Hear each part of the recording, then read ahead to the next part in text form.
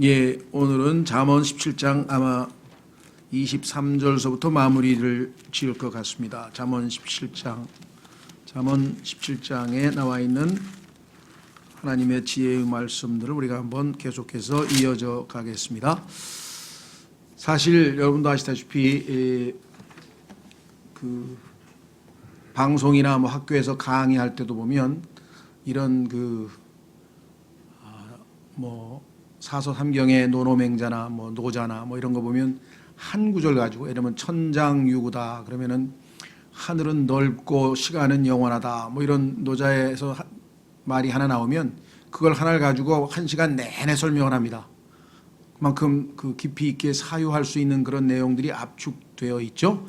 그런 의미에서 봤을 때 잠언에 있는 내용도 사실 하나하나 좀 더 자세하게 푼다면 뭐 시간이 많이 걸리겠지만 때로는 우리가 상식적으로 우리가 알 수 있는 내용도 있고 또 성경의 원칙에 따라 반복되어지는 내용이 상당히 많고 그러다 보니까 또 시간적 제약도 있고 그래서 저희가 아주 짧게 핵심적인 것을 짚고 넘어가고 여러분들이 깊이 있게 묵상하시면서 이 말씀이 우리의 개개인의 매일매일의 삶에서 어떻게 적용이 되고 또 세상에 있는 모든 사람들의 인생의 매 순간 시간마다 어떻게 적용이 되는지 우리가 잘 파악해서 때로는 지혜롭게 이 말씀들을 활용할 수도 있고요. 그렇죠? 때로는 이 말씀들을 자기 자신의 삶에 적용해서 말씀의 거울로 삼고 우리가 우리 스스로를 돌이키고 새 출발하는 그런 계기들로 삼는 것이 필요하겠죠. 그래서 한두 번 공부해가지고 될 것은 아니나 그렇다고 해서 우리가 방치하고 있을 수도 없습니다. 그래서 한 구절 한 구절 한번 공부해 보는 데 의미가 있고 또 필요한 경우 여러분들이 다양한 방식으로 또 보완할 수도 있겠죠. 자, 그래서 잠언 17장에 와서 우리는 오늘 23절에 아주 상식적인 이야기를 우리가 접하게 되는 바 23절에 사악한 자는 재판의 길들을 굽게 하려고 품에서 뇌물을 취하느니라. 오늘날 대한민국의 사법부가 지금 뭐 정말 그 권위가 뭐 땅에 실추된 거는 말할 것도 없고 완전히 조롱거리가 됐죠. 사법부의 수장이라고 하는 사람이 뭐 그게 적폐청산이란 이름으로 됐던 아니면 뭐 무슨 정치 보복으로 됐던 그거는 우리가 함부로 판단할 일은 아니나 일단 어쨌거나 이 사법부의 최고 수장이라고 하는 사람이 지금 재판을 받고 있는 중이니까 이건 정말 뭐 아이러니 중에 아이러니고 모순 중에 모순이 아닌가 싶습니다.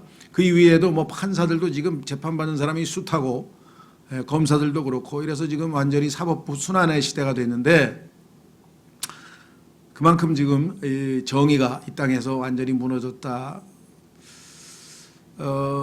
그래서 우리나라에서 예전부터 언제부터인지 잘 모르겠어요. 저는 하여간 예전부터 들려오는 소리에 이 돈이 없는 사람이죠. 무전이죠. 돈이 없으면 무전유죄 하여간 죄가 되고 그래서 감옥에 가고 그다음에 유전 돈이 있는 사람은 무죄 죄가 없는 걸로 판결이 돼서 아니면 때로는 뭐 집행유예라도 풀려나서 하여간 감옥에는 안 가는 그래서 이 돈의 위력에 대한민국에서 가장 사람들에게 돈의 위력을 실감하는 쪽 분야가 아마 이 사법부 소위 말하면 이 재판 과정이 아닌가 이렇게 생각이 될 정도죠. 보석금을 내고 풀려나기도 하고 하여간 온갖 이 편법으로 구멍 뚫린 부분으로 해서 하여간 어떻게든 뭐 어떤 사람은 7년인가 8년 동안 그냥 계속 바깥에서 지내다가 최근에서야 아마 여론에 밀려서 감옥으로 들어간 모양인데 별의별 사람들이 다 있습니다.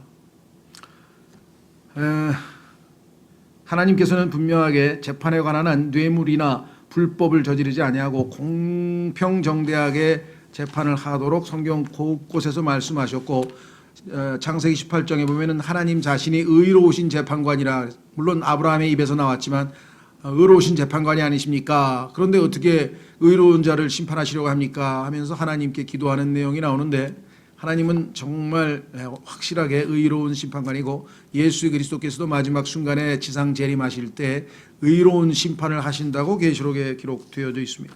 자, 한번 하나님 말씀을 통해서 확인해 보겠습니다. 신명기 16장 19절. 신명기 16장 19절.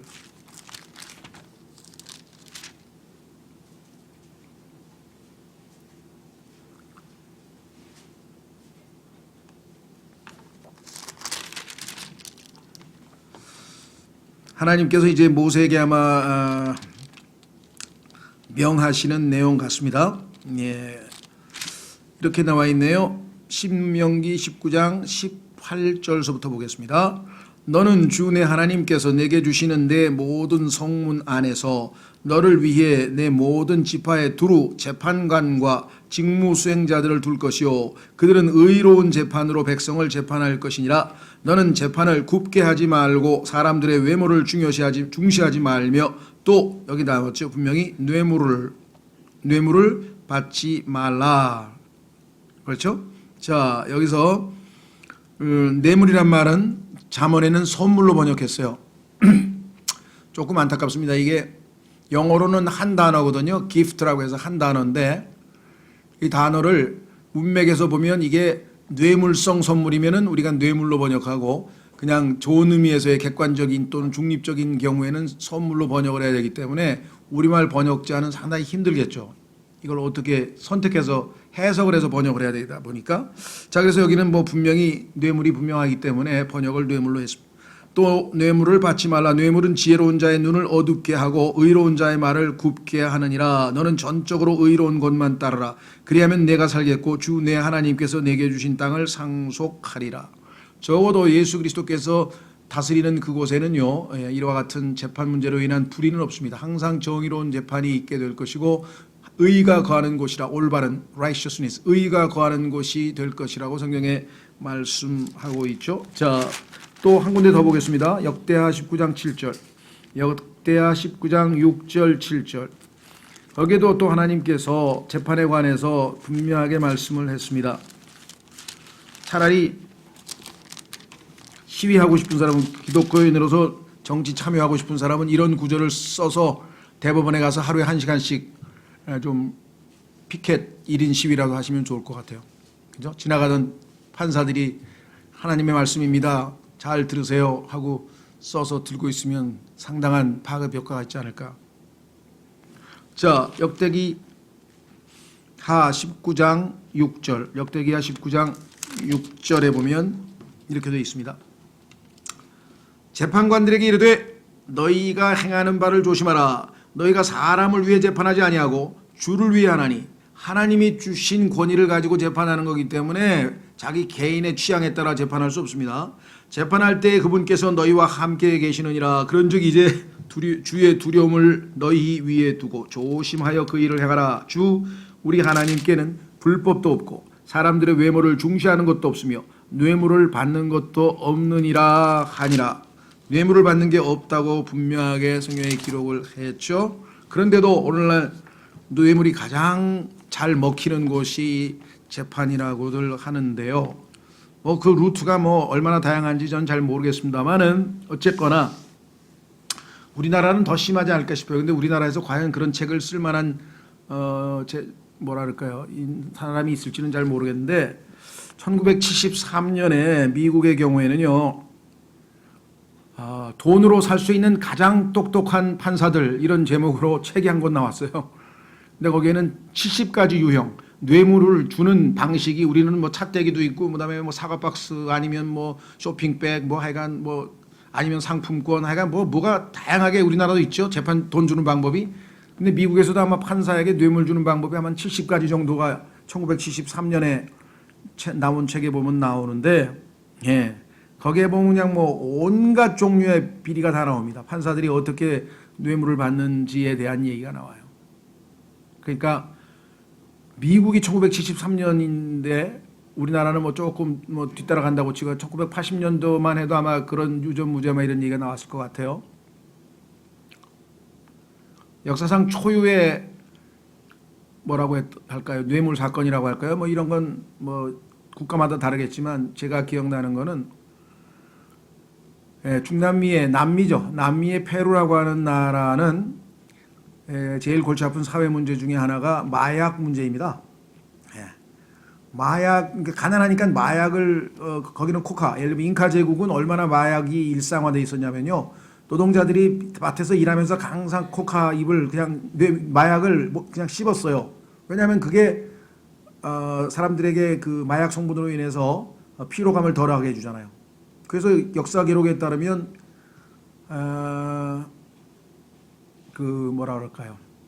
3일 낮 3일 밤, 그러니까 아마 72시간 되나 봐요. 3일 낮 3일 밤을 그 코카잎을 씹으면서 노동을 해도 전혀 피로감을 느끼지 않았다.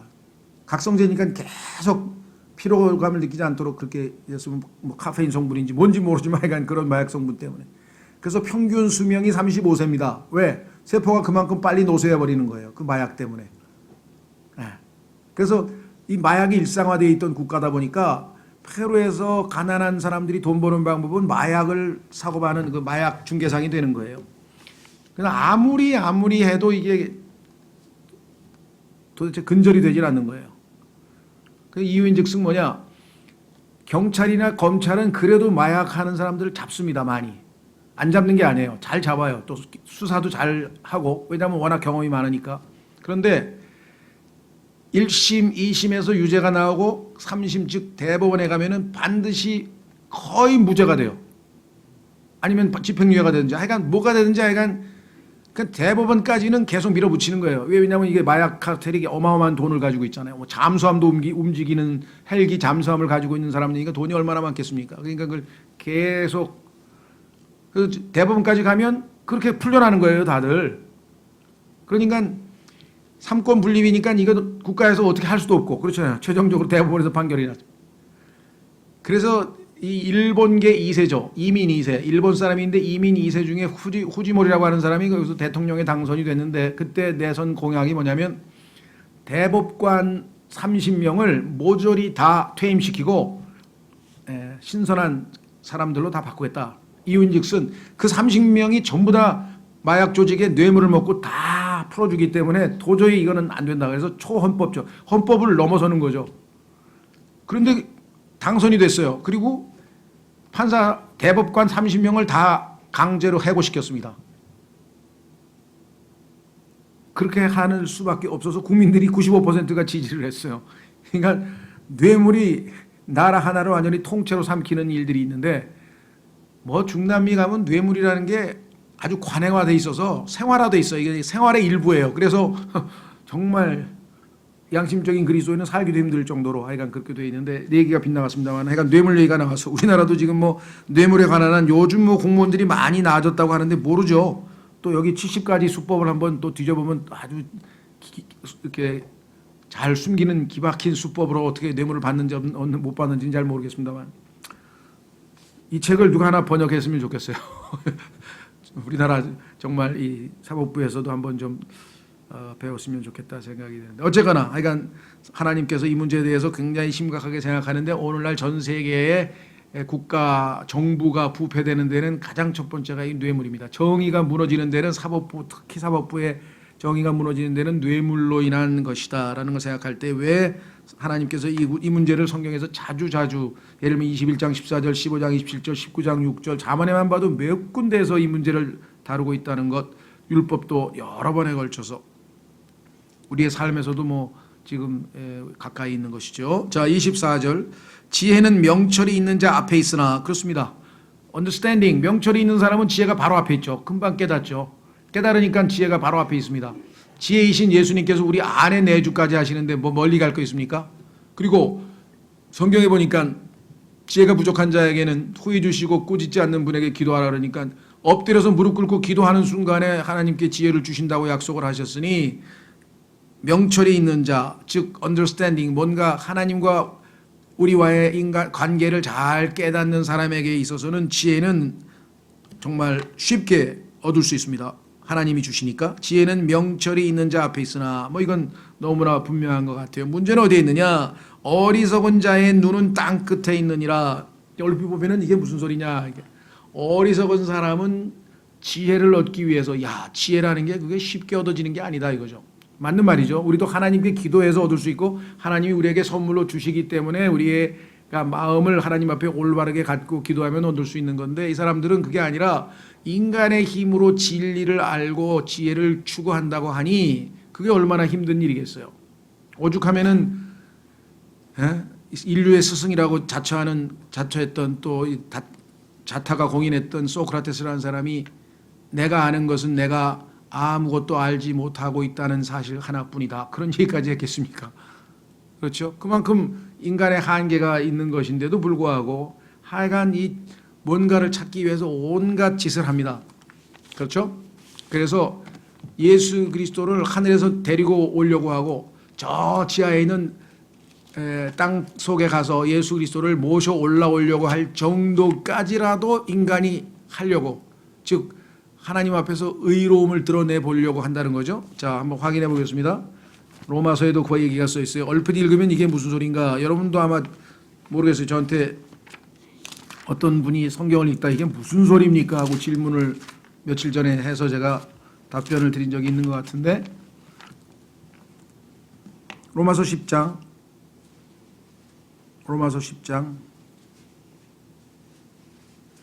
율법의 의, 모세에 의한 율법의 의는 하라, 이것을 하라 하면서 613가지의 율법을 제시했습니다. 그리하면 살리라, 행하라, 그리하면 살리라. 그런데 행할 수가 없는데 어떻게? 그래서 우리는 행함이 아니라 믿음에서 난 의를 선물로 받는데, 그 믿음에서 난 의를 설명하면서 이렇게 얘기했습니다. 6절, 믿음에서 난 너는 이같이 말하되 내 마음속으로 이르기를 누가 하늘로 올라가겠느냐 하지 말라. 아까 땅끝이란 얘기는 뭐 아주 힘들고 어려운 일을 멀리까지 가서 찾아내려고 하는데, 자, 우리는 믿음을, 하나님의 말씀, 믿음의 말씀이 우리 입에 있어서 믿기만 하면, 마음으로 믿기만 하면 믿음이 생기는데, 이 사람들은 그것을 얻기 위해서 하늘까지 올라가. 왜? 이것은 그리스도를 위로부터 모셔내리려는 것이요. 셋째 하늘까지 어떻게 인간이 갑니까? 거기 가서 예수님을 우리가 모시고 와야 되나요? 예수님은 항상 우리와 함께 하겠다고 말씀하셨는데 그분을 믿음으로 마음으로 받아들이면 되지, 어떻게 인간의 노력으로 셋째 하늘까지 올라가서 예수님을 모셔오겠다는 얘기냐. 그런 짓 하지 말아라. 그러나 그것이 무엇을 말하느냐? 말씀이 내게 가까이 있어 내 입에 있으며 내 마음에, 아니죠. 7절에 있네요. 참, 7절에도 있네요. 혹은 누가 깊음 속으로 내려가겠느냐 하지 말라. 예수님께서 지하로 내려가셨더니 이것은 그리스도를 다시 죽은 자들로부터 모셔 올리려는 것이라. 주님께서는 자신의 능력으로 스스로 부활하셔서 지금 우리 안에 영접하기만 하면 우리 안에 들어오셔서 우리와 함께 하실 터인데, 그분을 지하 저 지옥까지 내려가서 예수님을 모시고 와야 되겠냐? 그렇게 힘든 일을 인간이 해야 되겠냐? 이렇게. 그런데 어리석은 사람들은요, 구원 그러면 그냥 엄청 어려운 건지 알아요. 막 돌을 닦고 막 수도를 하고 막 뭐 묵상을 하고 뭐 선행을 하고 뭐 아니면 불교에서는 뭐 그냥 온갖 종류의 수행을 해가지고 그냥 어떻게든지 뭐 쟁취해야 되는 것처럼, 쟁취할 수 없는 건데, 불가능한 건데도 인간은 그렇게 어리석은 생각을 하는 거예요. 인간의 힘으로 어떻게 구원을 받습니까? 구원은 손만 내밀면 돼요. 왜? 하나님께서 지금 손을 내밀고 계셔. 가져가라고. 수고하고 무거운 짐진 자들아 다 내게로 오라. 오기만 하면 내가 너에게 안식을 주리라 그랬죠. 받으면 될 거 아니에요. 주면.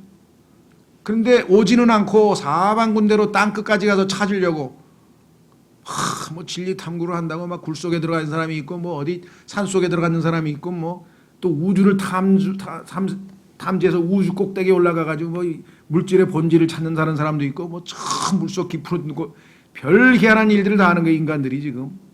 여러분들 우주 공간을 지금 그 연구하는 학자나 심해 해양 연구하는 사람들은요, 성경에 나와 있는 것처럼 깊음 저 밑으로 들어가든지 위로 올라가든지 다 뭐예요? 진리를 찾겠다. 인간의 본질인, 다시 말해서 물질의 본질을 찾겠다. 뭔가 이 우주의 근원을 찾겠다. 이게 지금 그 목적으로 지금 다 이러고 있는 거거든요. 그리고 하나님께서 뭐 어리석은 자에 땅끝까지 가도 못 찾아요. 어떻게 알아요? 그렇죠. 그런데 깨닫는 사람은 어떻게 깨달아요? 우리는 어떻게 깨닫습니까? 하나님께서 온 우주 만물을 말씀으로 창조하셨다. 그래서 우리는 그 말씀을 믿음으로 깨닫나니, 믿음으로 우리는 깨닫는다고 써 있어요, 성경에. 그리고 우리는 깨달으니까 지혜가 우리 바로 앞에 있어요. 그냥 우리 안에 내주하고 있고. 그렇죠? 확인해 보겠습니다. 히브리서 11장 3절. 히브리서 11장 3절. 우주 만물이 존재하는 이유, 하나님이 창조하셨기 때문이라고 우리는 잘 깨닫고 있습니다. 그렇죠? 3절. 히브리서 11장 3절. 믿음을 통해 우리는 세상들이 하나님의 말씀으로 지어진 줄을 깨닫나니. 깨닫는 방법은요, 믿음밖에 없어요. 인간의 이성으로 아무리 머리를 써도 인간이 6,000년 동안 과학 탐구를 했는데 한다는 소리가 물질의 정의를 내려보라 그러니까 물질이 뭔지를 모르겠다는 거예요. 물질이 뭔지를 모른다는데 물질로 이루어진 우주를 연구해봐야 무슨 소용이 있겠어요. 그렇죠? 빛이 뭐냐 그랬더니 뭐 한동안 뭐 빛은 어쩌고저쩌고 해서 그 입자라 그랬어요. 빛은 입자다. 근데 성경에 보니까 빛이 가는 길이 있다 그러니까 아니 입자인데 어떻게 길이 있을까? 한참 뒤에 빛은 입자인 동시에 파동이다. 그러니까 파동이기 때문에 가는 길이 있다. 이제 나중에 성경에 나와 있는 내용이 맞다고 또 왔다 갔다 한 게 지금 루블 박물관에 가면 뭐 2km가 넘는다 그러는데 과학자들이 이거다 그랬다가 아니다 그랬다가 다시 지웠다가 아 이거다 아니라 그랬다가 뭐 온갖 희한한 일들을 저질러 놓은 게 한두 가지가 아니라 그러죠. 자, 그래서 우리는 정말 감사합니다. 믿음으로 우리는 엄청 똑똑한 사람이 되는 거예요. 지혜로운 사람. 그래서 잠언 17장 23절 24절 지혜는 명철이 있는 자 앞에 있으나 어리석은 자의 눈은 땅 끝에 있느니라. 땅 끝까지 갈 필요 없습니다. 화석을 분석하고 운석을 분석하고 뭐 별걸 다 하고 오늘 보니까 뭐 우주 정거장에서 200일 넘게 있었던 무슨 소련 우주 비행사들이 이제 뭐 바다에 착륙해가지고 뭐 사진 찍어서 신문에 보니까 나왔던데 200일 아니라 2000일을 있으면 뭐합니까? 뭘 알고 뭘 보고 내려왔을까요? 또 허튼 소리나 할지 모르겠죠. 200일 동안 내가 아무리 뒤져봐도 하나님 안 계시더라 뭐 우주 공간에 뭐 이런 소리나 또 해야 될지 모르겠는데 실제로 그런 사람이 있었어요. 소련 우주인 중에 하늘에 가서 아무리 뒤져봐도 아니 하나님은 영이시니 보이지 않으시는데 뭘 눈으로 보려고 하늘 우주까지 올라가서 찾아보면 뭐예요? 그죠? 자, 25절 어리석은 아들은 그의 아버지에게 근심이 되며 이 말을 들으면서 굉장히 찔림을 받는 사람들도 있을 것 같아요. 우리 아버지가 나 때문에 엄청 근심했겠구나. 그런 사람 안 계신가요? 네. 실제로 많습니다. 우리 주변에 널려 있습니다. 지금 아버지 근심하고 그를 낳은 여인에게 쓰라림이 되느니라. 지금 쓰라린 마음을 품고 있는 여인들이 얼마나 많습니까? 어리석은 아들 때문에. 그렇죠. 어리석은 아들은 그의 아버지에게 근심이 되며 그를 낳은 여인에게 쓰라림이 되느니라. 21절에도 써 있잖아요. 지난주에 했잖아요. 어리석은 자를 낳는 자는 그 일로 말미암아 슬픔을 당하나니 어리석은 자의 아버지는 기쁨이 없느니라. 당연하지. 기쁨이 없으니까 슬픔이 있겠죠.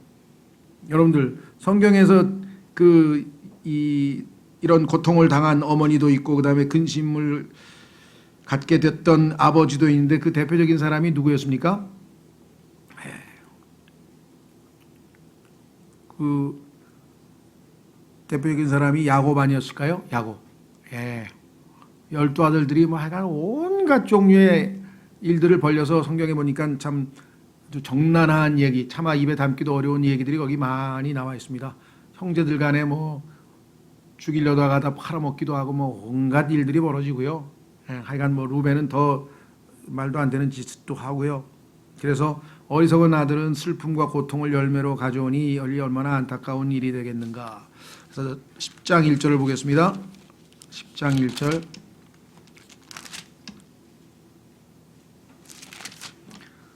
내가 어리석은 아들이다 싶으면 빨리 지혜로운 자로 바뀌어서 예수님을 영접하고 지혜로운 자가 돼서 부모님의 근심을 좀 덜어드려야 되겠죠. 솔로몬의 자문이라 지혜로운 아들은 아버지를 즐겁게 하거니와 어리석은 아들은 자기 어머니의 근심거리니라. 15장 20절 15장 20절에도 또 이런 얘기가 많은데 한두 구절만 읽고 넘어갑니다. 15장 20절 지혜로운 아들은 아버지를 즐겁게 하나 어리석은 자는 자기 어머니를 멸시하느니라. 지혜로운 아들 돼야 되겠다. 어렵지 않습니다. 우리의 지혜 되시는 예수님을 영접하면 되죠. 그리고 그분의 말씀을 통해 점점 더 지혜로워질 수가 있는 것이겠죠. 자, 26절 그죠? 26절 또한 의인을 벌하는 것이 공평하다고 의인을 벌하는 것이나 첫째, 두 번째, 공평하다고 통치자들 때리는 것은 선하지 아니하니라. 모두 얼핏 보면 이게 무슨 소린가 싶죠? 의인을 벌하는 것이 선하지 않다. 그건 뭐 상식적으로 이해가 되죠.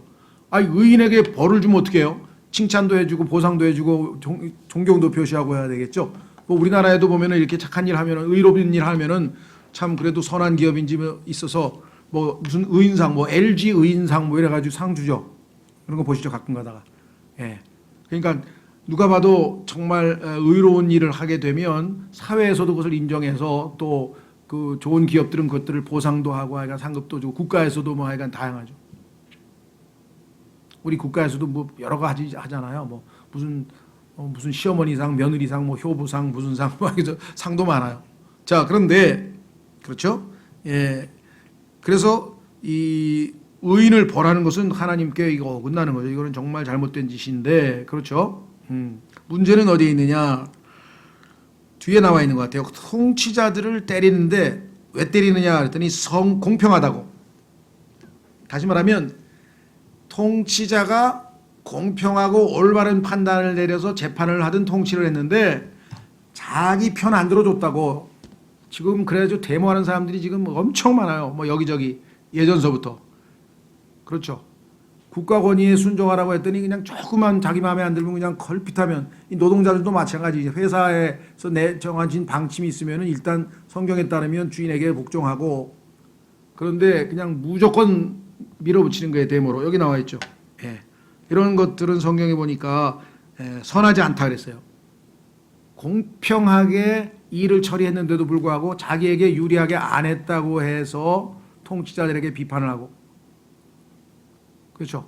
정권이 들었으면 예를 들면 뭐 수구 언론은 진보 정책을 계속 비판하고, 반대로 또 진보주의자들은 보수적인 정책을 비판하고 밤낮 이 일을 하는 거예요. 성경에 보니까 이것이 다 하나님 보시기에는 좋지 않은 일이라고 말씀을 했네요. 한번 확인해 보겠습니다. 성경 몇 구절에 보니까 이런 일들이 많이 일어났어요. 창세기 18장 25절.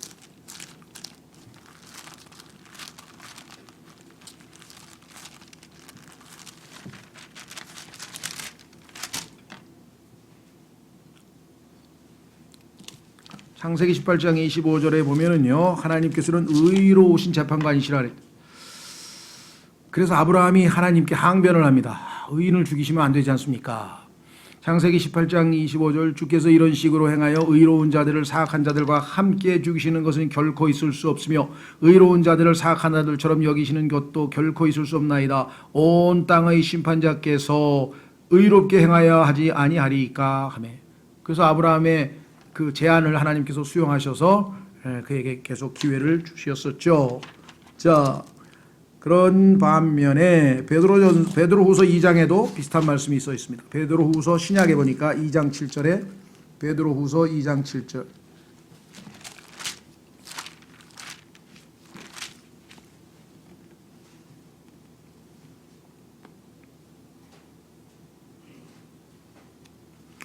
베드로후서 2장 7절에 사악한 자들의 더러운 행실로 인해 괴로움을 받던 의로운 롯을 건져내셨으니, 하나님께서 롯을 구출하신 것이 그가 의로운 자였기 때문이라고 성경에 분명하게 말씀을 했죠. 그래서 하나님은 여기 나와 있는 것처럼 의인을 벌하는 것에 동의하지 않으시고 그것을 악하다고 말씀하고 계신다.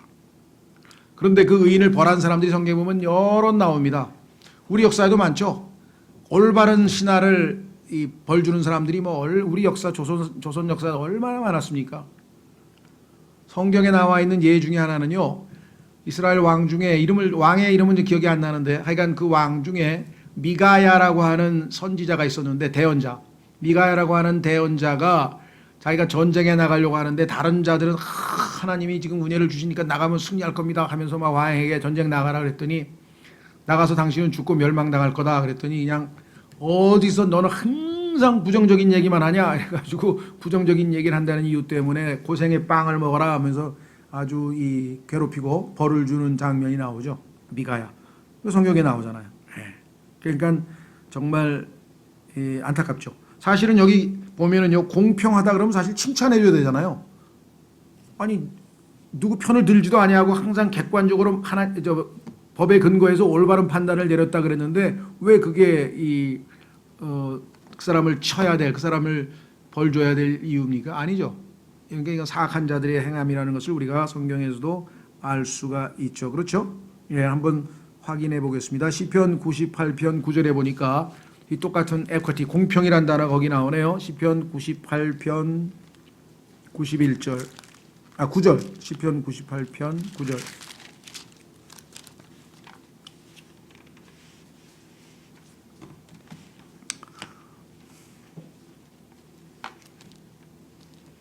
기록하기를 시편 98편 9절 주 앞에서 기뻐하라 그분께서 땅을 심판하러 오시는도다. 예, 조금 있으면 오십니다. 조금 있으면 오시니까 좀 참으시고요.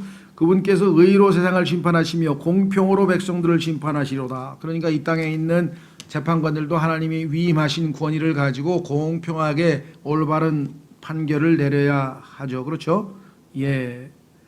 그런데 성경에 보면 그렇지 못한 재판이 한두 가지가 아니었습니다. 특히 예수님께서 가장 불의한 재판의 대표적인 케이스였고요. 그 다음에 그 이스마엘이라고 하는 자가 그다랴라고 하는 사람을 아주 그러한 잘못된 이유로 공평하게 판단 내렸다고 해가지고 아주 저항하고 그를 죽인 사건이 또 이스라엘 역사에도 있었습니다. 또 바울과 아나니아 사건도 있었죠. 대제사장에게 바울이 논쟁을 벌이다가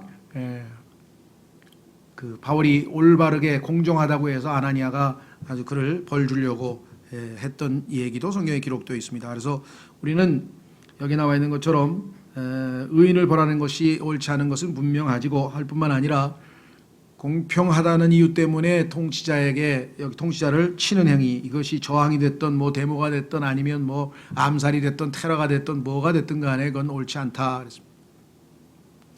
27절 지식이 있는 자는 말들을 아끼며 명철한 자는 뛰어난 영을 지녔느니라. 연결되어져서 28절 어리석은 자라도 잠잠하면 지혜로운 자로 여겨지고 자기 입술을 닫는 자는 명철한 자로 여겨지느니라. 조금 잘 생각해 봐야 될 일인데요. 우선 뭐 기본적인 개념은 말을 아낀다는 얘기죠. 그러니까 지식 있는 자는 말을 아낀다. 그러기 위해서는 명철한 영이 있어야죠. 명철하고 뛰어난 영이 있는 자는 함부로 말을 내뱉지 않는다. 그렇죠?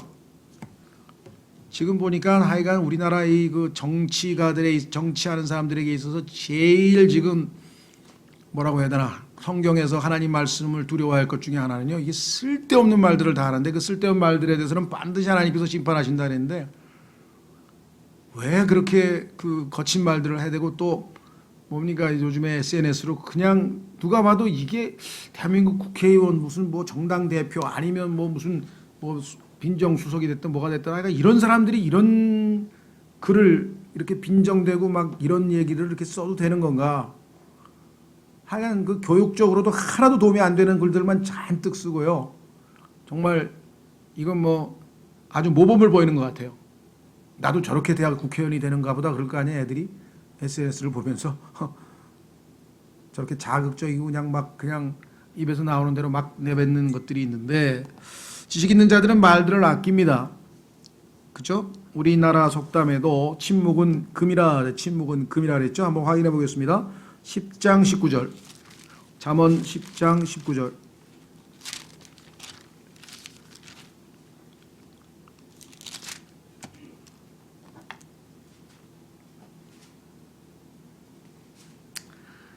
말이 많은 곳에는 죄가 부족하지 아니하거니와 자기 입술을 금하는 자는 지혜로우니라. 더더군다나 오늘 28절에 보니까 어리석은 자라도 입만 다물고 있으면 지혜로운 자로 여겨요. 왜? 저 사람 속에 뭐가 있는지 어떻게 알아? 입을 딱 다물고 있으니까. 근데 입을 열면 자신의 어리석음이 바깥으로 막 쏟아져 나올 거 아니에요. 그러니까 어떡하겠어요 이거. 13장 3절. 13장 3절에 보시면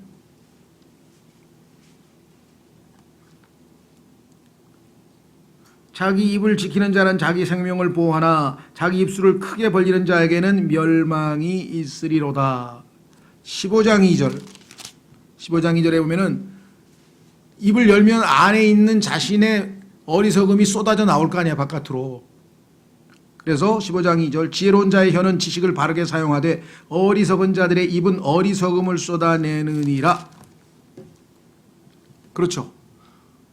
입을 가만히 닫고 있으면은 괜찮을 텐데 쓸데없는 말을 해서 자신의 그 뭐라고 표현해야 되나요? 실체가 뭐 무식한 실체가 그냥 들통이 나는 경우가 한두 경우가 아니죠. 자기가 잘 모르면 그냥 입을 닫고 있어야 되면 되는데 막 그냥 거기다 대고 뭘. 그렇죠? 과거에 제가 기억나는 것은 아주 오래전에 스페인에 있을 때인데 한 몇십 년이 지났죠. 몇십 년이 지났는데 그때 그 방송에서 스페인 방송에서 아주 유명한 석학이라 그러나요? 뭐 하여간 대단히 훌륭한 유명 인사를 인터뷰를 했어요. 인터뷰. 그러면서 그 인터뷰하는 사람이 어떻게 또 뭘 갑자기 성경 구절을 들이대면서 성경에 보니까 솔로몬이 이 세상에서 가장 지혜로운 사람인데 그 사람이 한 말이 해 아래 새 것이 없다라고 써 있는데 선생님은 이 말씀에 대해서 어떻게 생각하십니까? 그랬더니 솔로몬이 옛날 사람이라서 그렇죠. 아 요즘에 새 것이 세탁기도 있고 없는 게 어디 있습니까? 새로운 게 얼마나 많아요 하면서 뭐 세탁기, 자동차, 뭐 뉴소나타 뭐 이런 얘기를 하는데 야, 그 순간에 그냥 스페인 전 국민이 그냥 그 사람과 함께 무식함으로 푹 빠지는 거예요. 왜? 솔로몬이 한 얘기는 인생사에 똑같은 게 아니 태어나서 살다가 먹고 살다가 병들다가 그래서 생로병사라 이거죠. 인간은 뭐 살아봐야 생로병사밖에 더 있냐. 예나 지금이나 인간사가. 아 그러한 정말 상식적인 이야기를 하는데 갑자기 왜 새로운 게 없어요? 아니 뭐 세탁기도 옛날에 없었잖아요. 막 야, 그 사람이 스페인 최고의 석학이야? 입에서 그냥 사람들이 그 순간에 이 사람 엄청 무식하구나 이걸 그냥 알아버렸죠. 예. 그리고 예전엔 또 우리 은진이 그 같은 장애자 부모 학부모 같이 이렇게 지내던 분이 모여서 학부모들끼리 토론을 하는데 거기서 자기 소개를 하는데 이제 뭐 우리 아이는 뭐 자폐입니다. 뭐 우리 아이는 뭐 발달 장애 2급입니다. 뭐 뭡니다. 하고 이제 소개를 하는데 갑자기 우리 아이는 증후군입니다. 증후군은 증상이란 뜻이죠. 심틈이라 그래가지고 증상. 그러니까 그 소위 말하는 다운 증후군이라 그래야지. 다운은 이제 그 염색체 23개 중에서 21번째가 하나 더 있는 3개가 있는 그런 아이들의 증상인데 다운이라고 하는 학자가 발견을 했기 때문에 그 염색체를 그래서 다운 증후군이라고 해서 어떤 그 이 발달 장애의 한 장애 형태인데 그게 이분에게는 자기 아들은 증후군은 증상이라는 얘기인데 뭔 증상이라고 이야기를 해야 될 거 아니에요. 그러니까 자기 아들이 뭔지도 모르고 여태까지 지금 쫓아다니는 부모예요. 그래서 그 아주머니한테는 대단히 죄송한데 그러니까 제가 가끔가다 그 이상하게 떠올라가지고 웃음이 나와요. 그 아주머니 지금도 자랑스럽게 증후군이라고 어디 가서 얘기하고 있는지 모르겠는데 또 그걸 가르쳐 줄 수도 없잖아요. 또 무식이 탄로날까 봐. 그것도 참 쉬운 일이 아니더라. 그런 일들이 엄청 많아요. 제 개인적으로도 약간 교수가 논문 발표회를 하는데 와 엄청 무식한 얘기를 하는 거예요. 그게 뭐냐? 불교는 심오한 철학이 담겨져 있는 참 전반 깊이 있는 종교인 반면에 기독교라고 하는 거는 그냥 복 달라고 그냥 막 축복 달라고 하는 그 기복신앙 그 기독교 말이죠 하면서 비판하는 거예요. 근데 기독교에 대해서 몰라서 그런지 아니 어떻게 된 게 아무도 말을 안 하더라고. 그래서 내가 할 수 없이 또 그냥 순간적으로 느헤미야 기도를 하고 하나님 이 자를 어떻게 해야 됩니까? 이거 가만히 있을 수도 없는 거고 내가 딱 손을 들었지. 그랬더니 과거에 전력이 있어서 그런지 벌써 긴장감이 쫙 저 친구 또 미쳤구나. 죄송합니다 교수님 혹시 성경을 한번 읽어보셨나요? 가만히 있어. 아니 성경도 안 읽어보고 성경이 기복신앙이라는 거 어떻게 아셨습니까?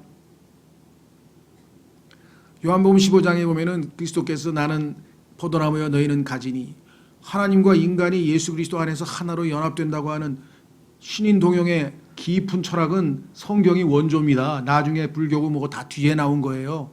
하면서 제가 이제 좀 뭐라고 했더니 그냥 가만히 있더라고. 괜히 또 논문 발표 망칠까 봐 다음부터 그런 얘기 하시려면 성경을 한번 읽은 다음에 말씀을 하셔야지 성경도 안 읽어보고 그러시면 어떡합니까? 그리고 이제 하여간 보면요. 물론 저도 뭐 그런 일이 있겠습니다만은 엄청 무식한 사람이 한둘이 아니에요. 성경도 마찬가지예요. 대단히 죄송합니다. 여기 계신 분들에게. 그냥 하루에 막 10시간, 20시간 그냥 엄청나게 들어가지고 그냥 그 시간 수로 곱하기 해서 나는 성경에 대해서 도사다 막 이런 분들이 좀 계신 것 같아요. 근데 내가 간증을 하고 이렇게 쭉 들어보면 그게 아니거든. 그 발표하는 거 이렇게 간증을 들어보면 아니야. 전체적인 틀을 몰라. 이게 전체도 안 보고 그냥 몇 가지 어디서 이렇게 막 엮어가지고 막. 그래서 이 교훈이 우리 그리스도인들에게는 꼭 필요합니다. 그건 뭐냐? 지식이 있는 자는 말들을 아끼며 입 다물고 있는 게 상책이에요. 침묵은 금이에요. 복음은 언제 전합니까? 예외가 있죠. 당연히 복음은 열심히 전해야 되고요. 예, 당연히 또 우리가 저항할 때는 저항을 해야 되지만 1차적으로 일반적인 원칙은 뭐냐? 명철한 자는 뛰어난 영을 지니라. 뛰어난 영을 지니면요, 셀프 컨트롤, 우리가 자신을 통제할 수가 있어요. 예수님 보세요. 안나라고 하는 그 대제사장 가바야의 그 장인 앞에서도 입 다물고 계셨죠. 가야바 앞에서도 입 다물고 계셨죠. 빌라도 앞에서도 입 다물고 계셨죠. 헤롯 앞에서도 입 다물고 계셨죠. 거짓 증인 앞에서도 입 다물고, 로마 군인 앞에서도 입 다물고, 도살장으로 끌려가는 양처럼 조용히 가셨어요. 그러니까 사람들이 점점 두려워지는 거야. 야, 이분은 보니까 평소에 엄청 의롭고 훌륭하게 사신 분인데 저렇게 거짓말로 계속 쫙대는데도 입 딱 다물고 있는. 그러니까 얼마나 그 위험 앞에 두려웠겠어요. 그렇죠? 예, 그래서 예수님께서 우리의 본이 되셨고요. 물론 담대할 때는 화 있을진저 바리새인들과 서기관들이여 하면서 예수님께서 또 담대하게 외칠 때는 담대하게 외쳐야 돼요. 그러니까 말을 해야 될 때가 있고 말을 안 해야 될 때가 있는데 이것을 구분한다면 뭐 신앙의 도 같은 거죠.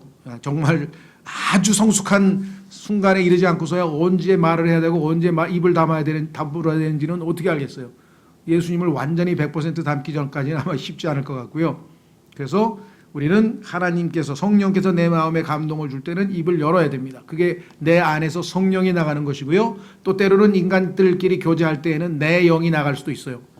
그러나 성경에 보니까 마귀의 영이 내 입에서 나가면 안 된다. 마귀의 영이 이거는 막아야죠. 그렇죠? 그래서 하나님께서 질문하잖아요. 욥에게 누구의 영이 내 입에서 나가느냐? 내 입에서 지금 세 가지 영이 나오는데 지금 누구의 입이 네 입에서 나오느냐? 그걸 한번 우리가 늘 심사숙고하는 것이 좋겠다라고 하는 말씀을 좀 드리고요. 자, 관련지어서 성경 신약 성경 몇 구절만 찾고 오늘은 마치겠습니다. 야고보서 1장 19절. 필요할 때는 외쳐야 합니다. 예수님처럼 담대하게. 예외가 있어요. 항상 입 다물고 있으라는 얘기 아닙니다. 비겁할 경우 있잖아요. 어떨 때는 입을 열어야 되는데 입 딱 다물고 있으면 그건 비겁한 거죠. 예수님께서 요한의 침례가 하늘에서 온 거냐 사람에게서 온 거냐 그랬더니 입 딱 다물고 대답도 안 해. 왜? 괜히 말 잘못했다가 자기들이 걸려들까 봐. 그런 바리새인들이나 또 대제사장들이나 백성의 장로들 이런 사람들은 말을 해야 될 때는 입을 다물고 오히려 비겁했잖아요. 그러니까 우리는 그 사리 분별을 잘해서 말을 할 때냐 말을 안 할 때냐 잘 구분해야 되고, 그러나 입은 쉽게 무거워야 되겠죠. 쉽게 열어서는 안 된다 그랬습니다. 야고보서 1장 19절. 야고보서 1장 19절에 신약적인 적용이 나와 있어요. 여러분과 제가 우리의 말을 할 때 언행, 말을 하는 삶에 있어서의 지켜야 될 덕목 중에 하나는 이렇게 나와 있습니다.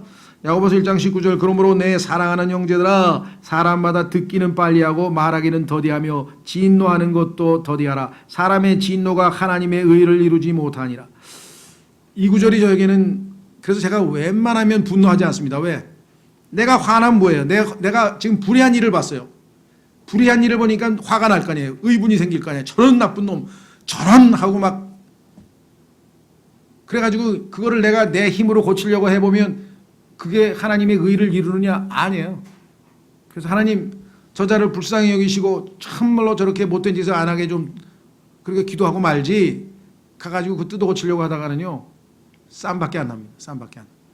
자, 그렇죠? 베드로전서 2장 23절 한 군데 더 가겠습니다. 이게 예수님이 우리에게 보이신 본입니다. 마지막 구절. 베드로전서 2장 23절에 예수님은 어떻게 우리에게 본을 보여주셨는가?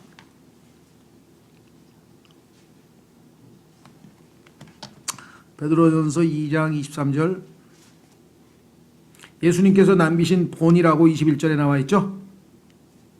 예수님 남기신 본이 어떻게 나와 있느냐? 22절. 그분께서는 죄를 짓지 아니하시고 입에 교활함도 없으시며. 23절. 욕을 당하시되 맞대어 욕하지 아니하시고 입 다물고 계셨다.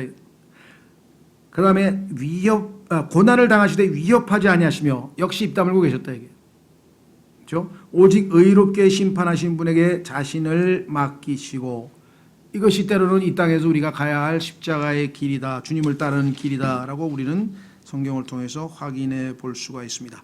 그러나 담대하게 우리가 입을 열어서 너희는 말씀을 선포하라, 하나님 말씀을 선포하고 진리를 증언하러 왔노라 하신 예수님의 본을 따라 우리가 필요할 때는 당연히 우리의 입술을 하나님께 이 살아있는 희생물로 내드려야 되겠죠. 오늘 말씀을 통해서 주님 이 지혜 말씀들을 우리가 깊이 묵상하고 우리 안에서 살아 역사에서 합당한 열매로 하나님을 영화롭게 해 주시기를 원합니다. 다 같이 잠깐 기도하겠습니다.